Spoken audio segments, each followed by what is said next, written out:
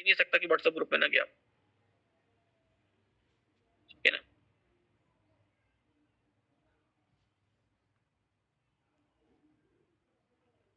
एक ही ग्रुप है, उसी में चला गया है। अब चलिए अब आगे की बात करते हैं, अब आगे समझने की कोशिश करते हैं। अब हम क्या क्या चीजें सीखेंगे। अब हमारे पास एक मोटिव है सीखने का कि हमको रेजिस्टेंस सीखना है, एक्सटेंशन ऑफ रेजिस्टेंस सीखना है, सपोर्ट सीखना है, एक्सटेंशन ऑफ सपोर्ट सीखना है, डाइवर्जन सीखना है और एंड ऑफ डाइवर्जन सीखना है। और इस मोटिव को आज की डेट में हम कंप्लीट करेंगे। समय हो रहा है 11:30, 11:30 मेरा यह वादा है यहां से ठीक 1.5 घंटे बाद, 1 घंटे 30 मिनट बाद, 1 बजे के आसपास, अराउंड 1 PM, आपको आपका इस बाजार को देखने का नजरिया ही बदल चुका रहेगा, आपकी सोच ही बदल चुकी रहेगी, आप आपके सोचने का तरीका ही बदल चुका रहेगा, आपको बाजार को देखने का एक नया नजरिया मिल चुका रहेगा और आपके अंदर बहुत सारी पावर भर चुकी रहेगी। मैं एहसास दिलाऊंगा आपको इस बात का, एहसास दिलाऊंगा। ठीक ठीक 1.5 आवर्स बाद, 1.5 घंटे, तो 1.5 घंटे सब्र से सुनिए, कंसंट्रेशन के साथ सुनिए, बहुत ध्यान के साथ सुनिए और जो जो मैं सवाल पूछता जाता हूं उन सवालों का जवाब भी जरूर दीजिएगा, ठीक है।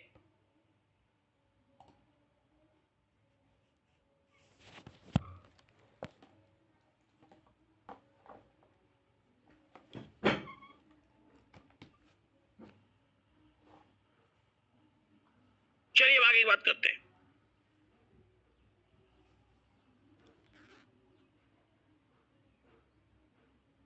नहीं बढ़ सकते तो आप चले जाइए, ठीक है, तो आप जाइए, आपका काम नहीं है, ठीक है। 6 तरह के रिवर्सल्स होते हैं। रेजिस्टेंस, रेजिस्टेंस का extension of resistance, diversion, end of diversion, support, extension of support, diversion, end of diversion, resistance. अभी तो बस ये एक पिक्चर है कि यहां से हमको ट्रेड करना है, बट द थिंग इज कि how can we check that into the market. मैं डेली क्या करता हूं, मैं डेली कई बार ड्यूरिंग द डे, अभी एक एग्जांपल दिखाता हूं, मैं during the day in values को ट्वीट भी कर देता हूं, ठीक है, ड्यूरिंग द डे कि मार्केट में एक्सटेंशन ऑफ रेजिस्टेंस कहां है, रेजिस्टेंस कहां है, डाइवर्जन कहां है, एंड ऑफ डाइवर्जन कहां है। एक एग्जांपल दिखाता हूं मैं, ड्यूरिंग द डे मैं कई बार इनको ट्वीट करता हूं, मॉर्निंग में ही। ये देखिए, जैसे ये 24 को एक ट्वीट किया है, ठीक है, 24 को सुबह 9:09:54 AM पर, 9:54 पर, 24 क्या लिखा हुआ है यहां पर, एक्सटेंशन ऑफ रेजिस्टेंस यहां है और यही दिन का हाई है 17,610 के आसपास। डाइवर्जन लिखा हुआ है, एक और प्रोबेबल डे लो लिखा हुआ है अगर सपोर्ट शिफ्ट नहीं हुआ 500 पर तो, और अगर सपोर्ट शिफ्ट हो गया तो एक और डाइवर्जन लिखा हुआ है और एक और प्रोबेबल डे का लो लिखा हुआ है। अगर सपोर्ट 500 पे शिफ्ट हो गया तो दिन का लो ये रहेगा, यानी कि 400 से थोड़ा सा ऊपर, 420 के आसपास। 24 फरवरी,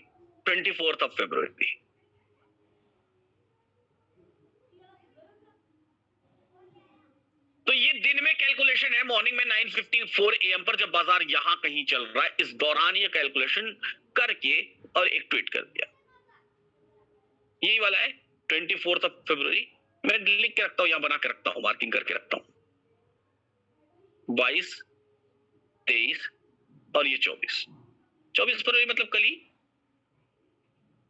ये देखिए, ये वही है ना जो बना के रखा है वहां पर, उसी के आगे का है ना, उसी के आगे का है ना जो ट्वीट आपको दिखाया, ये देख रहे हैं, डाइवर्जन फॉर बुलिश मार्केट। अब ये एक्सटेंशन ऑफ सपोर्ट है, दिन का लो तब है जब 500 पे सपोर्ट शिफ्ट नहीं होगा, लेकिन 500 पे अगर सपोर्ट शिफ्ट हो गया तो ये दिन का लो होगा। तो लो लगाया मार्केट यहां से, फिर रिवर्स हो गया, डाइवर्जन से फिर रिवर्स हुआ और फिर नया दिन का लो लगाया, कहां पे लगाया, वही 400 से थोड़ा सा ऊपर। This is how it works. आ रहा है समझ? समझ तो नहीं आएगा कैसे हुआ, बट ये दिख तो रहा होगा, क्या कुछ तो हुआ, दिख रहा है सबको, दिख रहा है। 9:54 AM, 9:54 सुबह। उसके बाद दिन में वैसा ही चार्ट बनता है, वहीं तक मार्केट चलता है, उसी डाइवर्जन पर, उसी एक्सटेंशन पर, उसी डाइवर्जन पर रुकता है, यहीं पर 3 कैंडल बनाता है, रुकता है, फिर उसी एक्सटेंशन से रिवर्स होता है, कैसे हुआ? एक दिन से क्या होता है, तुक्का लग गया होगा। हाँ, एक दिन से क्या होता है, तुक्का लग गया होगा गलती से। सही है ना? सही है ना? हो गया होगा, हो जाता है कभी कभी, कुछ लाइन खींच दिए, चल गया मार्केट उसी पे। हाँ, नहीं। और देखते हैं, और देखते हैं। इसके पहले ये 23 23 फरवरी को भी कुछ लाइंस खींच दी थी भैया। 23 फरवरी एक्सटेंशन ऑफ रेजिस्टेंस यहाँ है। इस दिन तो लाइव भी था मैं। आप में से कुछ लोगों ने इस ट्रेड में पैसा भी बनाया होगा, अगर आपने यूट्यूब पर मुझे देखा होगा तो। थे आप यूट्यूब पे? लाइव ये लाइंस खींची हुई है। अगर आपने यूट्यूब पर मुझे देखा होगा तो कुछ लोगों ने पैसा भी बनाया होगा। तो एक्सटेंशन ऑफ रेजिस्टेंस यहाँ है, ये डाइवर्जन पहला है, एक्सटेंशन ऑफ सपोर्ट यहाँ है, और ये दिन का लो है, वही 410 पीस के आसपास। 23 फरवरी 11:02 सुबह, ज्यादा चला नहीं है बाजार। 23 फरवरी मतलब इसके एक दिन पहले का। अगर सपोर्ट शिफ्ट नहीं हुआ तो दिन का लो, तो सपोर्ट नहीं शिफ्ट हुआ पूरे दिन। एक्सटेंशन ऑफ रेजिस्टेंस यहां था, ये डाइवर्जन था, फिर से डाइवर्जन, फिर से डाइवर्जन 2, फिर से डाइवर्जन, और फिर से एक्सटेंशन ऑफ सपोर्ट।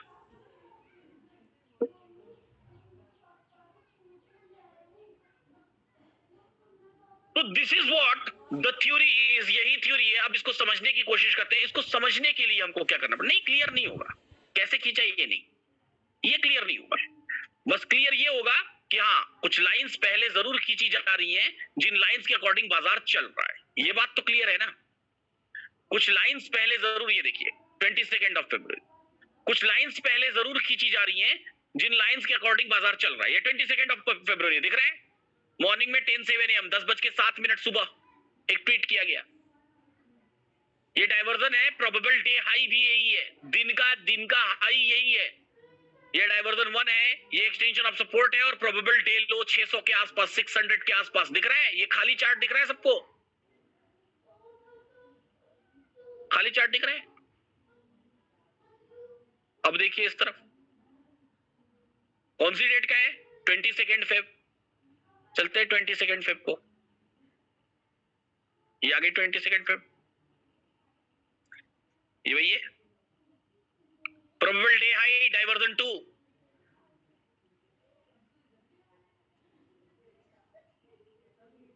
यहां पर प्रोबेबल डे लो अगर सपोर्ट बिकम्स WTB, फिर nearest diversion, new extension of support because support shifted, क्योंकि सपोर्ट शिफ्ट हो गया इसलिए नया एक्सटेंशन ऑफ सपोर्ट और नया प्रोबेबल डे का लो। ये खत्म हो गया दिन यहां पर, ये डे का लो। And this is how market runs, ऐसे बाजार चलता है।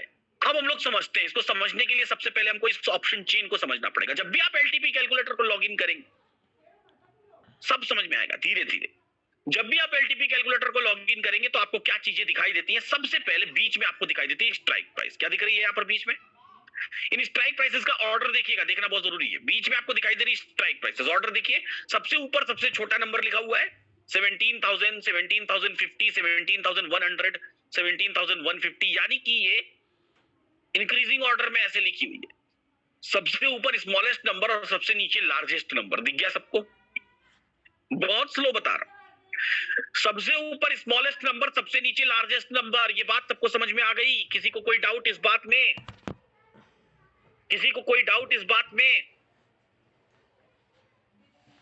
नहीं ना? पक्का?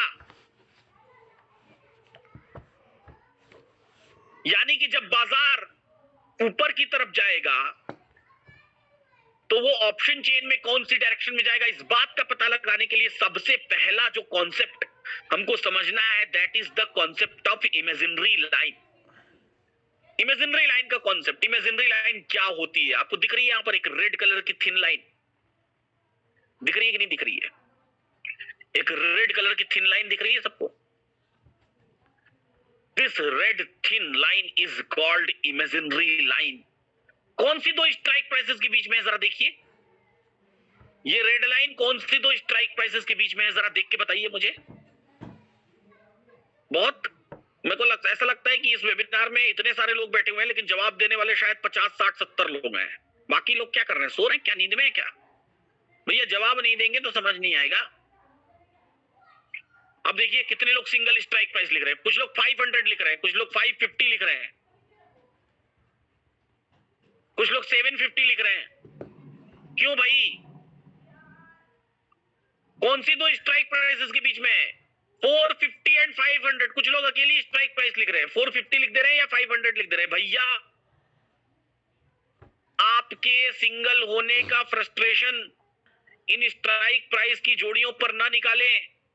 इमेजिनरी लाइन के इर्द गिर्द की स्ट्राइक प्राइसेस जोड़ी में है, दो हैं एक साथ, इनकी जोड़ी को सलामत रहने दे। ये मत सोचिए कि देखो इमेजिनरी लाइन पर स्ट्राइक प्राइस की भी जोड़ी बन गई, हमारी ना बनी आज तक है।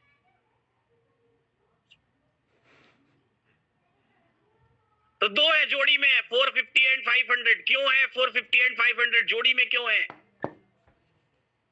क्योंकि बाजार इन्हीं दोनों स्ट्राइक प्राइसेस के बीच में है। जरा देखिए मार्केट का प्राइस क्या है। बाजार का भाव है 465 और 465 किन दो स्ट्राइक प्राइसेस के बीच में है? 465 है 450 और 500 के बीच में। इसीलिए इमेजिनरी लाइन 450 और 500 के बीच में। अब यहां से क्विज सवाल, क्या ये इमेजिनरी लाइन दिन भर एक ही जगह स्टेबल रहेगी या अपनी जगह बदलने की ताकत कुवत रखती है? बदल जाएगी ना? बिल्कुल सही जवाब है, बदल जाएगी। क्यों बदल जाएगी? क्योंकि बाजार का भाव दिन भर बदलता रहता है। अब मान लीजिए बाजार 465 से 50 पॉइंट्स ऊपर चला गया और पहुंच गया 17,515। बाजार ऊपर गया या नीचे गया बताइए जरा? 17,515। मार्केट बुलिश हुआ या बेरिश हुआ बताइए जरा? मार्केट बुलिश हो गया, ऊपर गया, अप गया, है ना? लेकिन इमेजिनरी लाइन कहां पहुंच गई? इमेजिनरी लाइन कौन सी दो स्ट्राइक प्राइस के बीच में पहुंच गई जरा बताइए? 500 और 550 के बीच में पहुंच गई। तो इमेजिनरी लाइन किस डायरेक्शन में ट्रेवल की? इमेजिनरी लाइन किस डायरेक्शन में ट्रेवल की? नीचे की तरफ, डाउनवर्ड्स। यानी कि जब बाजार बुलिश होता है तो इमेजिनरी लाइन किधर ट्रेवल करती है? यानी कि जब बाजार बुलिश होता है तो इमेजिनरी लाइन किधर ट्रेवल करती है? नेगेटिव नहीं, डाउनवर्ड्स। इसीलिए इसको हम टॉप कहते हैं। मतलब इमेजिनरी लाइन अपने टॉप की तरफ ट्रेवल करती है, टॉप है, टुवर्ड्स टॉप ट्रेवल करती है इमेजिनरी लाइन। अच्छा मान लीजिए बाजार नीचे गिर गया और मार्केट पहुंच गया 17,415 पर। अब बताइए बाजार बुलिश हुआ या बेरिश हुआ? अब बताइए बाजार बुलिश हुआ या बेरिश हुआ? बेरिश हो गया। और मार्केट बेरिश हो गया, ऐसे केस में इमेजिनरी लाइन कहां पहुंच जाएगी? ऐसे केस में इमेजिनरी लाइन 450 और 400 के बीच में पहुंच जाएगी। इसका मतलब इमेजिनरी लाइन ने किस डायरेक्शन में ट्रेवल किया? अपवर्ड डायरेक्शन में ट्रेवल किया, या फिर कह ले कि टुवर्ड्स बॉटम ट्रेवल किया, बॉटम की तरफ ट्रेवल किया। ऑप्शन चेन में एलटीपी कैलकुलेटर पर हमेशा बॉटम ऊपर की तरफ लिखते हैं और टॉप नीचे की तरफ लिखते हैं। क्यों? हमेशा बॉटम ऊपर की तरफ लिखते हैं और टॉप नीचे की तरफ लिखते हैं। क्यों? क्योंकि मैं बताता हूं, वापस चलते हैं यहां पर।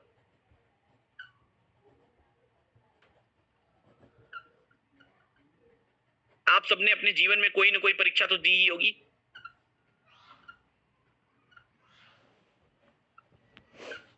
किसी का 1% मार्क आया, किसी का 2 आया, किसी का 3 आया, किसी का 4 आया, किसी का 5 आया, किसी का 6 आया, किसी का 7 आया, किसी का 8 आया, किसी का 9 आया, किसी का 10 आया, किसी का 50 आया, किसी का 100 आया। बताइए टॉप किसने किया? टॉप किसने किया और बॉटम पर कौन है? तो यानी कि सबसे बड़ा नंबर कौन सा नंबर? टॉप का नंबर। रैंक 1 वही होगा, क्योंकि रैंक 1 हाईएस्ट मार्क्स वाले को कहते हैं, टॉपर उसी को कहते हैं, और लोएस्ट मार्क वाले को क्या कहेंगे? बॉटम वाला। यहां पर देखिए सबसे बड़ा नंबर ऑप्शन चेन में कहां पर लिखा हुआ है? सबसे बड़ी स्ट्राइक प्राइस कहां पर लिखी हुई है? मार्केट अपने सबसे हाईएस्ट प्राइस पर, सबसे टॉप पर कौन सी स्ट्राइक प्राइस पर ट्रेड करता रहेगा? इसी जगह पर ट्रेड करता रहेगा ना, इसलिए इसको क्या बोलेंगे? टॉप बोलेंगे। और मार्केट अपने सबसे लोएस्ट प्राइस पर कहां ट्रेड करता रहेगा? यहां करेगा, इसको क्या बोलेंगे? बॉटम बोलेंगे। तो जब बाजार बेरिश होगा तो imaginary line towards bottom travel करेगी, और जब बाजार बुलिश होगा तो imaginary line towards top travel करेगी। ये बात अब आ गई सबको समझ में? ये बात अब सबको समझ में आ गई? पक्का? कोई डाउट तो नहीं? मतलब अब हमको इसी इमेजिनरी लाइन के मूवमेंट पर नजर बना के रखनी है। अब हमको इसी इमेजिनरी लाइन के मूवमेंट पर नजर बना के रखनी है, क्योंकि यही इमेजिनरी लाइन वो इमेजिनरी लाइन है जो कभी एक्सटेंशन पर ट्रेड करेगी, कभी डाइवर्जन पर ट्रेड करेगी, कभी एंड ऑफ डाइवर्जन पर ट्रेड करेगी, कभी सपोर्ट पर ट्रेड कर रही होगी, और कभी रेजिस्टेंस पर ट्रेड कर रही होगी। क्या यही इमेजिनरी लाइन वो इमेजिनरी लाइन है जो जगह जगह पहुंचेगी, और जब वो पहुंचेगी तो वो जगह क्या कहलाएगी? कभी डाइवर्जन कहलाएगी, कभी एंड ऑफ डाइवर्जन कहलाएगी, कभी एक्सटेंशन कहलाएगी, कभी रेजिस्टेंस कहलाएगी, कभी सपोर्ट कहलाएगी। सही है ना? उन 6 की 6 प्लेसेस पर ये वैल्यू पहुंचेगी। सत्या प्राइम जी क्या लिख रहे हैं आप? क्यों लिख रहे हैं? प्लीज मत लिखिए। वॉइस नोट आप एक ही शब्द कब से लिखे जा रहे हैं? ठीक है, जिनके इंपॉर्टेंट मैसेजेस हैं उनको आने दीजिए आप। ठीक है, तो जगह जगह पहुंचेगी यही इमेजिनरी लाइन। तो अब हमको इस इमेजिनरी लाइन का ख्याल करना है। इस इमेजिनरी लाइन के, यही इमेजिनरी लाइन इस बाजार में सब कुछ तय करेगी, सारे मूवमेंट्स को तय करेगी। बाजार जो होता है, तो सबसे पहले बीच में हमको क्या दिखाई दी? स्ट्राइक प्राइसेस दिखाई दी, और इन स्ट्राइक प्राइसेस पर मूव करती हुई इमेजिनरी लाइन दिखाई दी। तो हमको दो चीजें बाजार में दिखाई दे रही है, एक तो स्ट्राइक प्राइसेस दिखाई दे रही है, दूसरी इमेजिनरी लाइन दिखाई दे रही है। अब ये दो पार्ट्स में मार्केट तो डिवाइड हो गया, 4 पार्ट्स में डिवाइड हो गया, स्ट्राइक प्राइसेस और स्ट्राइक प्राइसेस के बीच में इमेजिनरी लाइन। तो बाजार टोटल 4 पार्ट्स में डिवाइड हो गया, 4 पार्ट्स में।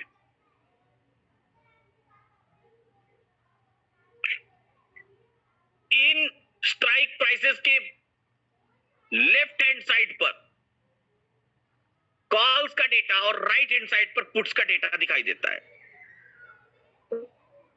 है ना? इन स्ट्राइक प्राइसेस के लेफ्ट हैंड साइड पर कॉल्स का डेटा और राइट हैंड साइड पर पुट्स का डेटा दिखाई देता है।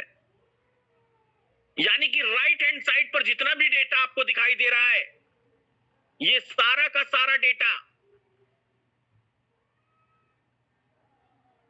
राइट हैंड साइड पर जितना भी डेटा आपको दिखाई दे रहा है, ये सारा का सारा डेटा रिस्पॉन्सिबल होता है किस तरह के मार्केट के लिए? बुलिश मार्केट के लिए या बेरिश मार्केट के लिए?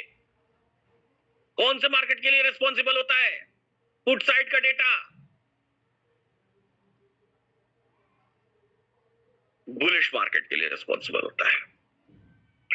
अगर बाजार को बुलिश होना होगा ना, तो मोस्ट ऑफ प्रोबेबली इसी तरफ के डेटा कहां रहेगा, और ये जो कॉल साइड का डेटा है ये बेरिश मार्केट के लिए रिस्पॉन्सिबल होता है। जब बाजार को नीचे गिरना होगा ना, तो इस तरफ का डेटा कहां रहेगा? कॉल साइड बेरिश मार्केट का रिस्पॉन्सिबिलिटी लेता है, और पुट साइड बुलिश मार्केट का रिस्पॉन्सिबिलिटी लेता है। क्यों दीपा मैडम बोला था सवाल पूछने से पहले 2 मिनट रुकिए। क्यों? उसका जवाब देता हूं।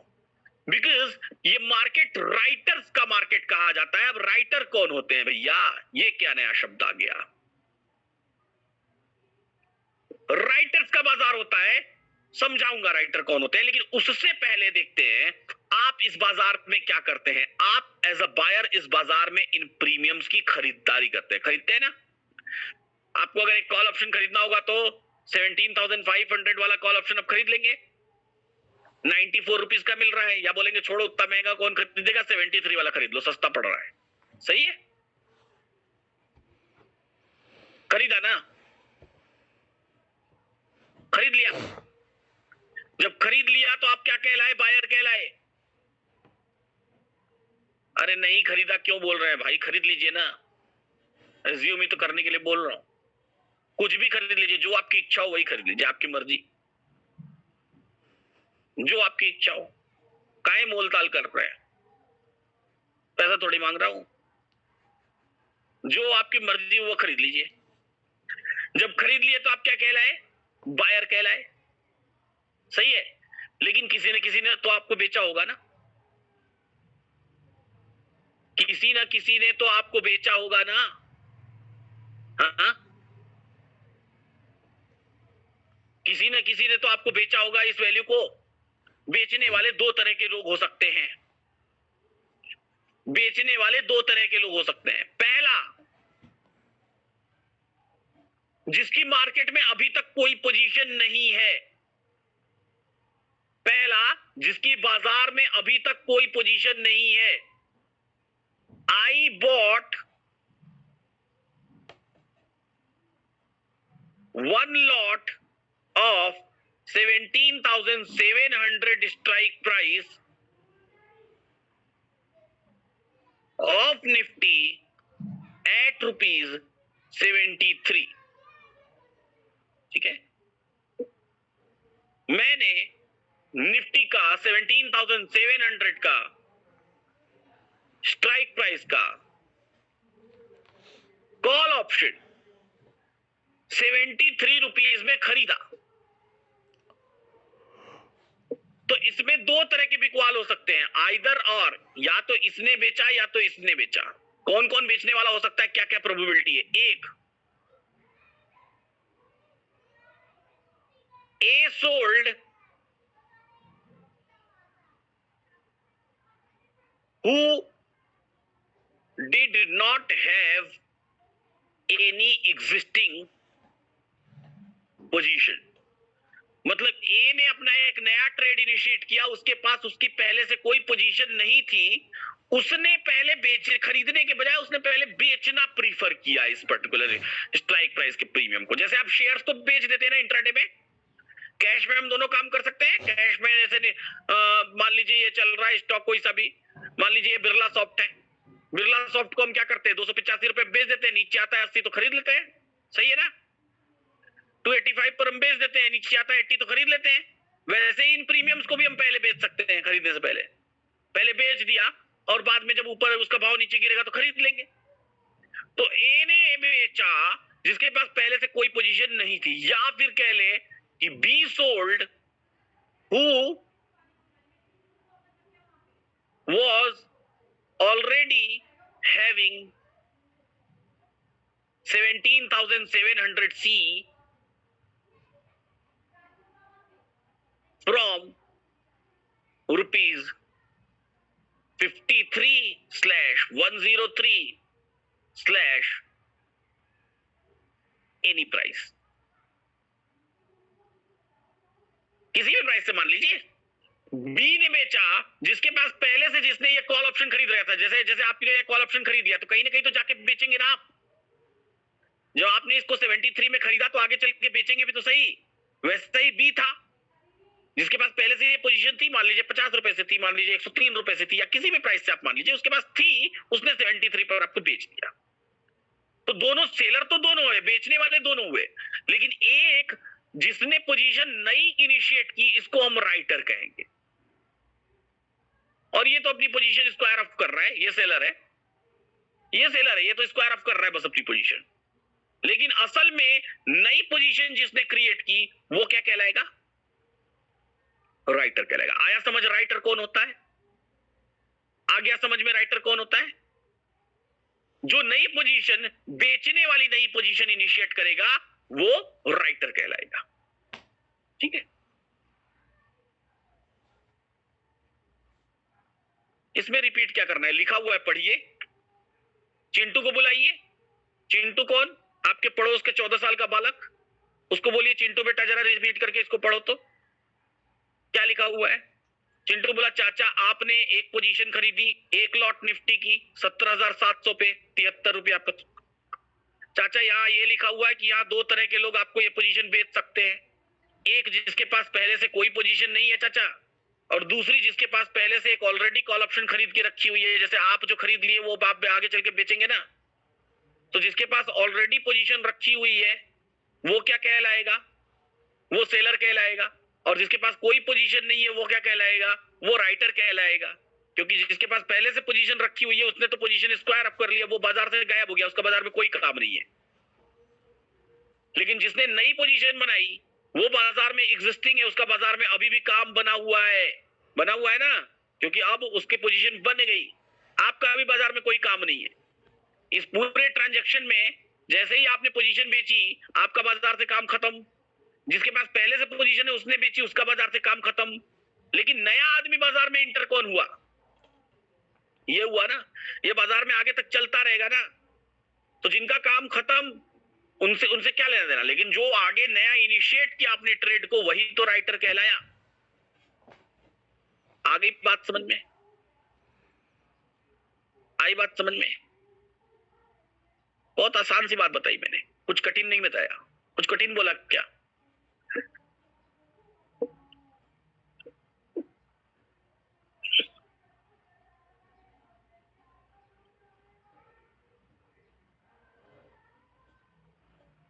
अभी इतना आगे मत जाइए सूर्या भैया।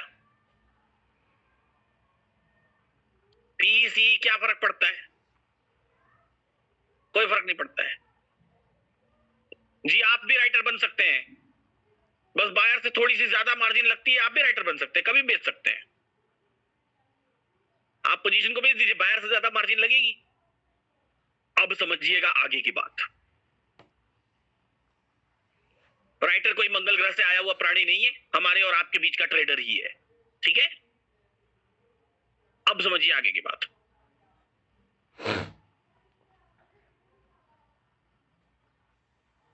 जितनी बात मैं बोल रहा हूं स्टॉक, निफ्टी, बैंक निफ्टी सब जगह अप्लाई होती है, ठीक है?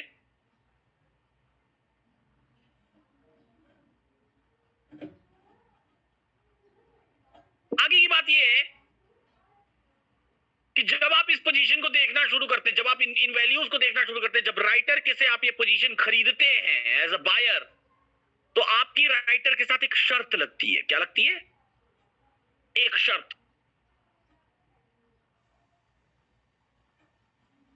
एक शर्त लगती है। क्या शर्त लगती है? शर्त ये है,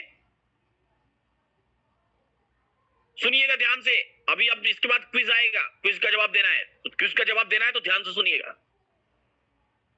शर्त क्या है? 17,500 की स्ट्राइक प्राइस का अगर आपने कॉल ऑप्शन खरीद लिया है तो एक्सपायरी के दिन ये बाजार 17,465, इस 17,500 की स्ट्राइक प्राइस से जितने रुपए ऊपर क्लोज होगा इस 95 की वैल्यू उतनी ही बचेगी। फिर से सुनिए, रिपीट कर रहा हूं, एकदम स्लोली रिपीट कर रहा हूं। ये मार्केट प्राइस 465, 17,500 जिस भी स्ट्राइक प्राइस का आपने कॉल ऑप्शन या पुट ऑप्शन खरीदा हुआ है कॉल साइड में, उस स्ट्राइक प्राइस से जितने रुपए ऊपर क्लोज होगा ये मार्केट, जितने रुपए ऊपर, इस स्ट्राइक प्राइस का प्रीमियम उतना ही बचेगा। और पुट साइड में जितने रुपए नीचे क्लोज होगा इसका प्रीमियम उतना ही बचेगा। ऐसे नहीं समझ में आएगा, समझाता हूं एग्जांपल देके। हिस्टोरिकल डेटा में चलते हैं, इसी एक्सपायरी को चलते हैं, इसी एक्सपायरी को चलते हैं, 2 मार्च वाली। और 2 मार्च वाली एक्सपायरी में हम लोग 23 को चलते हैं, जिस दिन एक्सपायरी थी। सॉरी 2 मार्च नहीं, 23 मार्च वाली फरवरी वाली एक्सपायरी में चलते हैं, और शाम को 3:30 बजे का डेटा देखते हैं। शाम को 3:30 बजे का डेटा देखते हैं, 3:30 PM। मार्केट थर्सडे को कहां क्लोज हुआ था, किसी को पता है? बाजार थर्सडे को कहां क्लोज हुआ था, किसी को पता है? थर्सडे को मार्केट कहां क्लोज हुआ था? देखिए ऊपर टॉप पे भाव लिखा हुआ है 17,511, 450 नहीं क्लोज हुआ था, फ्यूचर नहीं, स्पॉट की बात कर रहा हूं। 17,511 पर क्लोज हुआ था। अब ये बताइए कि 511 से कितने रुपए ऊपर है? 511 से कितने रुपए ऊपर है? 11 रुपए। तो प्रीमियम कितना बचा? प्रीमियम कितना बचा? 11। 450 से कितने रुपए ऊपर है? 61, 111, 161, 211, 261, 311, 361, 411, 461।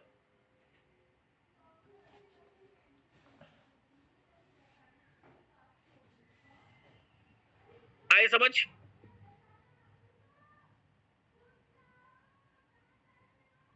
क्या बात बोल रहा था मैं? जितने रुपए ऊपर क्लोज होगा उतना ही रुपया प्रीमियम बचेगा, और पुट साइड में जितने रुपए नीचे, कितने रुपए नीचे है? 39, 89, 139, 189, 239, 289।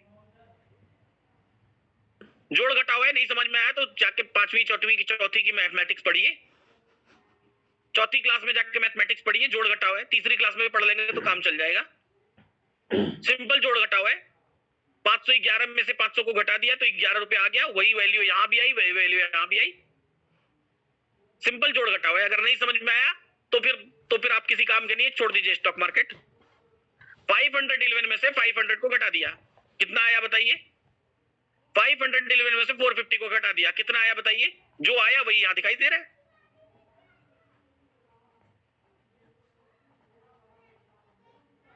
नहीं आया अभी भी समझ में?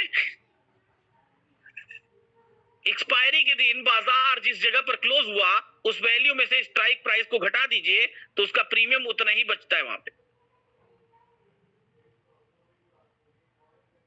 अगर आप घटाए और कोई वैल्यू नहीं आई, निगेटिव वैल्यू आई जैसे 550, तो निगेटिव वैल्यू वाले सारे प्रीमियम जीरो हो जाएंगे।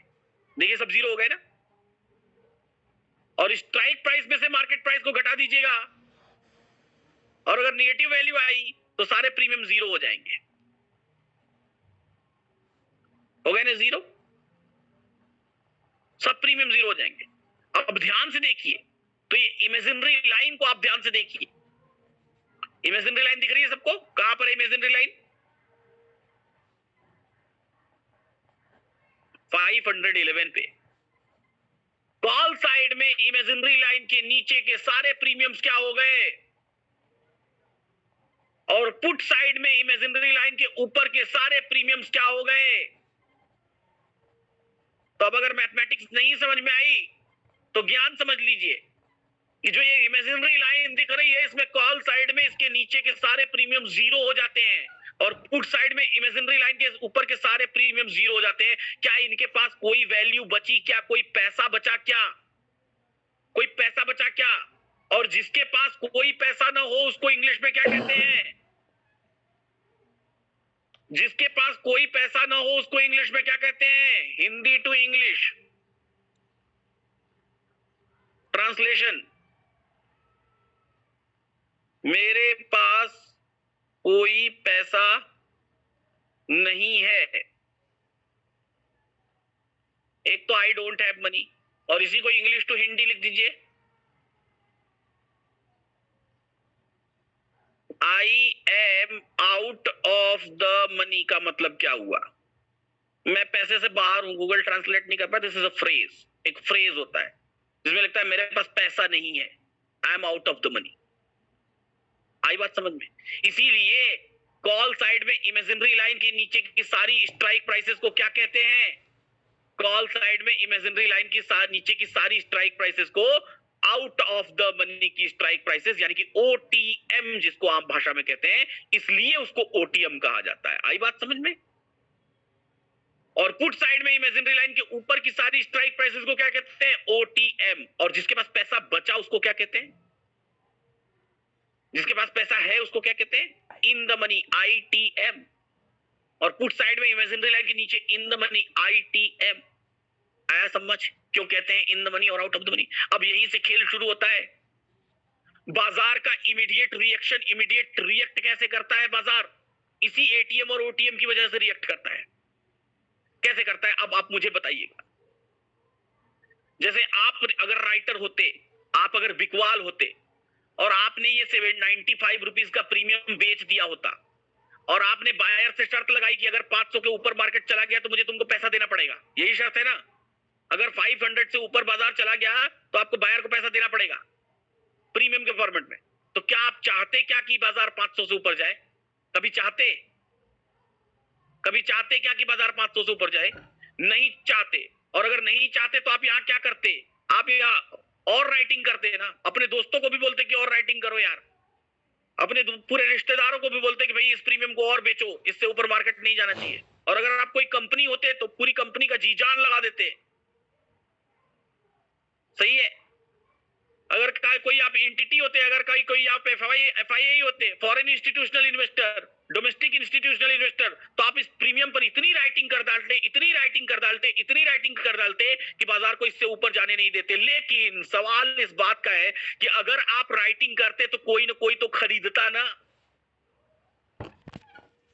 अगर आप राइटिंग करते तो बिना बायर के राइटर पॉसिबल